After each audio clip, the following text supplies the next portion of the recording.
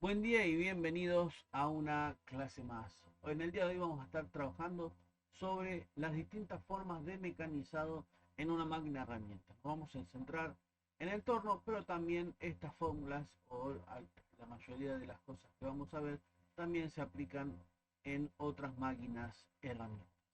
Vamos a comenzar entonces con el primer tema de hoy, que es las formas del mecanizado. Cómo nosotros vamos a mecanizar y las distintas formas en las que nosotros podemos mecanizar. Podemos ver que tenemos el cilindrado, ¿sí?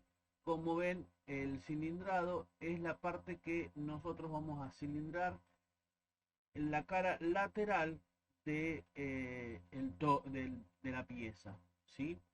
Luego vamos a tener el torneado cónico, ¿sí? O inclinaciones en cualquiera de sus formas. Y luego vamos a hacer el número 3, contornos. Acá en la figura dice, o nosotros también lo llamamos el frenteado, ¿sí? Tornear el frente de nuestra pieza, que lo mismo podríamos decir que es la figura 4. La particularidad que tiene la figura 4 es que las herramientas, ¿sí?, en las cuales vamos a trabajar son las que le dan la forma directamente a nuestra pieza. Otra forma de mecanizado es el achaflanado o el chaflán, ¿sí? Hacer una pequeña inclinación o una pequeña terminación al final de la pieza. Y luego tenemos el tronzado. Podemos hacer tronzados parciales, como se muestra en la figura, o tronzados profundos que se utilizan para cortar la pieza a la distancia que nosotros queremos. Luego, en la siguiente figura, tenemos el roscado. Todo tipo de roscas podemos hacer en el torno. Rosca cuadrada, rosca triangular, todo tipo de roscas, tanto izquierdas como derechas, dependiendo cómo trabajemos con la caja de velocidades y la caja norte. Luego tenemos las siguientes dos ilustraciones, van de la mano. Si el taladrado es realizar agujeros en la pieza, y luego si nosotros tenemos el taladrado podemos nosotros mandrilar el interior de la pieza con una herramienta especial. Por último, nosotros tenemos el moleteado, ¿sí?, que es con una herramienta eh, particular, le damos un acabado superficial, ¿sí?, a nuestras piezas. Bien, rapidito, esto ya lo habíamos visto un poco en la teoría. Vamos a ir ahora con nuestro segundo tema, que nuestro segundo tema es el desprendimiento de viruta, ¿sí? Como podemos observar en la figura número 1, ¿sí?, vemos que tenemos dos tipos de desprendimiento de viruta, ¿sí? La herramienta que está hacia la derecha está haciendo un trabajo eh, de cilindrado, ¿sí? Y vemos que la viruta se desprende hacia atrás. Luego, la herramienta puesta del lado de la izquierda está haciendo un trabajo de frenteado, ¿sí?, o de contorno. Desprende la viruta, ¿sí?, como si fuera un rulo, hacia la izquierda. Fíjense en que siempre la viruta va a ir del lado de cómo avanza nuestra herramienta. Y como siempre, vemos que nuestra pieza gira, ¿sí?, contrario a las agujas del reloj, ¿sí? Luego, nosotros tenemos algo un poco más matemático. Vemos los distintos ángulos de incidencia que tiene nuestra herramienta sobre la pieza que nosotros vamos a trabajar. Si bien es acá estamos viendo en una parte, en una pieza recta, sí, pero sirve exactamente para la función que nosotros queremos hacer. Vemos que cada vez que estemos trabajando sobre una pieza, ¿sí?, vamos a tener tres tipos de ángulos: alfa, beta y gamma, como ven ahí. El ángulo alfa es el ángulo de incidencia, así es la inclinación que tiene la herramienta en la parte de atrás de ella, donde va a incidir sobre la superficie incidida, sobre la pieza. ¿No? Bien. Luego tenemos el ángulo de filo de nuestra herramienta, dependiendo de qué trabajo vamos a hacer y de qué material está hecho nuestro trabajo. Este ángulo de filo puede estar variando. Y por último, el ángulo gamma es el ángulo de desprendimiento, es por donde va a escapar nuestra viruta, ¿sí? Como vemos ahí, la superficie de desprendimiento es la que nos va a generar nuestra viruta. ¿Sí? Sencillo, estas dos cosas, este pequeño desprendimiento. Luego vamos a ver en otro video quizás los distintos tipos de herramientas, ¿sí? Que podemos estar trabajando en entorno y los distintos ángulos dependiendo del material que nosotros vayamos a emplear. Y ahora viene nuestro plato más fuerte, ¿sí? Las fórmulas para un mecanizado correcto. Para nosotros poder tener un mecanizado correcto, tenemos que comprender y entender algunas definiciones, ¿sí? Bien, nosotros podemos ver, me corro un poquito acá, ¿qué tenemos acá en nuestra imagen? ¿Sí? A ver, ¿la puedo señalar? Bien. Tenemos entonces nuestra pieza a tornear y tenemos distintos elementos. Vamos a ponernos cómodos. ¿Sí? En el margen izquierdo, ¿sí? Nosotros podemos ver en el margen más izquierdo de la letra azul, vemos que tenemos una D, ¿sí? Eso nos va a significar que es el diámetro, ¿sí? De la pieza en bruto, ¿sí? Luego tenemos en el lado derecho, más hacia este lado, uno que dice DI, ¿sí? Que es el diámetro, no, EDF, perdón, que es el diámetro final, luego de que nosotros estemos pasando la herramienta por la pieza. Luego también en azul tenemos acá abajo, ¿sí?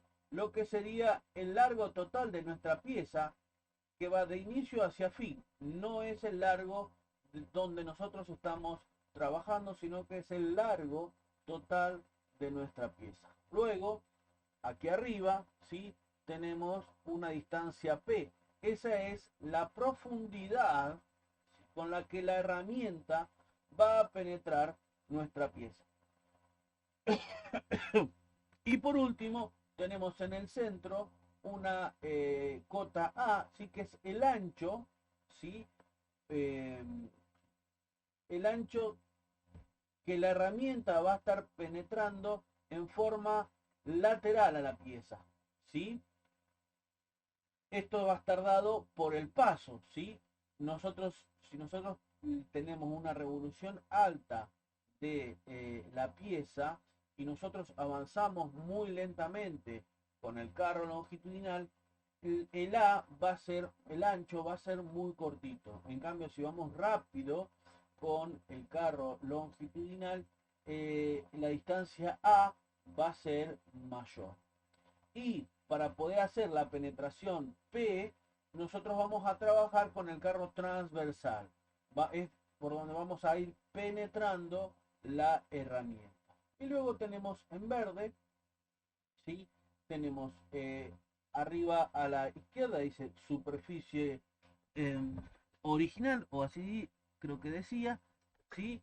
Y luego tenemos la superficie trabajada, ¿sí? Que es el diámetro final, ¿sí?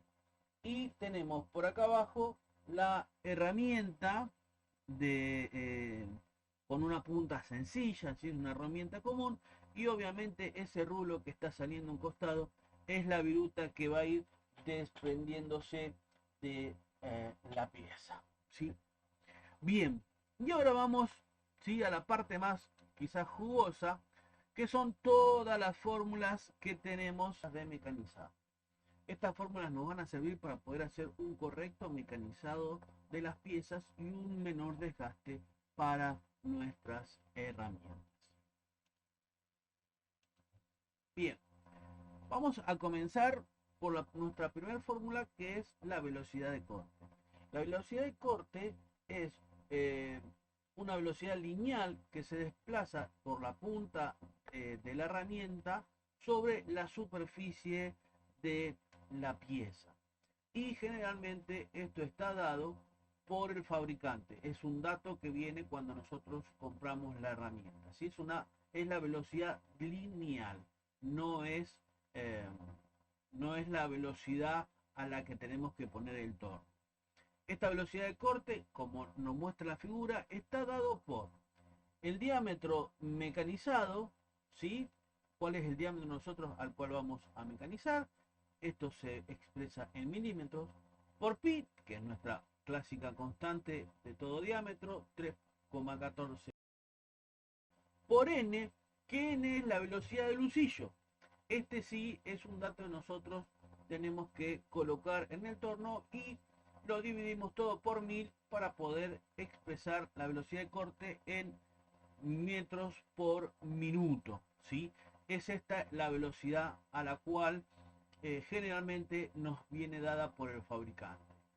Por eso, cuando hacemos el despeje, al lado vamos a tener lo que dice velocidad de lucillo. Esta sí es la que va a estar dada por la caja de cambio o la caja Norton de nuestro torno. Es la velocidad a la cual nosotros tenemos que poner nuestro lucillo. Y obviamente, al haciendo el despeje, n, que es la velocidad del lucillo, va a ser la velocidad de corte por 1000 dividido pi por el diámetro mecanizado. Velocidad de arranque bruta en otros manuales, ¿sí? Se la denomina como volumen mecanizado, ¿sí? Está expresado en centímetros cúbicos por minuto, ¿sí? Es cuánto volumen en centímetros cúbicos desplaza nuestra herramienta por minuto. Esto va a estar expresado por nuestra velocidad de corte, por AP, que AP es la profundidad del corte, ¿sí?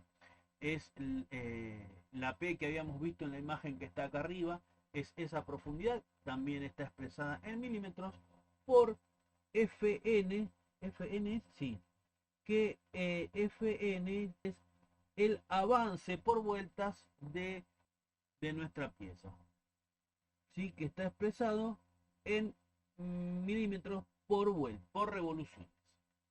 ¿Ok? Luego, el tiempo de mecanizado. ¿Cuál es el tiempo que vamos a tardar en tornear una pieza? LM, ¿sí? Que es la longitud mecanizada, ¿sí?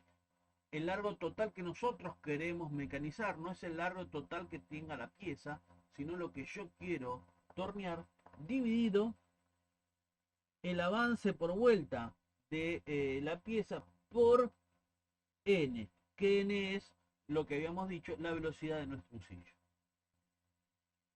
Luego arriba tenemos la potencia neta. ¿Cuál es la potencia que necesita el torno, ¿sí? El motor, para poder realizar nuestro trabajo? La velocidad de corte va a estar dada en metros sobre minutos, por la profundidad de cortes, que va a estar expresada en milímetros, por el avance por vuelta, que va a estar dada por milímetros sobre revoluciones, por la fuerza de corte específica, que es newton sobre milímetro cuadrado, dividido 60 por 10 al cubo, va a ser nuestra potencia en kilowatts. Y ahora vamos a calcular nuestra fuerza de corte específica, K sub C, que es este valor que nos sirve para calcular la potencia de nuestro torno. Este valor K sub C es igual a K sub C1, ¿sí? Que es la fuerza de corte específica válida para 1 milímetro de profundidad de corte, por el espesor medio por vuelta. ¿Cuál es el espesor que nosotros vamos a sacar? Lo que sería nuestra P, ¿sí? Elevado a un factor de corrección para un valor real de H sub M, ¿sí? Generalmente se usa 0,29, Todo esto va a estar multiplicado por 1 menos gamma sub 0, que es el ángulo de desprendimiento de viruta. Eso es un dato que tenemos de nuestra herramienta, dividido 100. Y por último, ¿sí? Subiendo esto, vamos a poder medir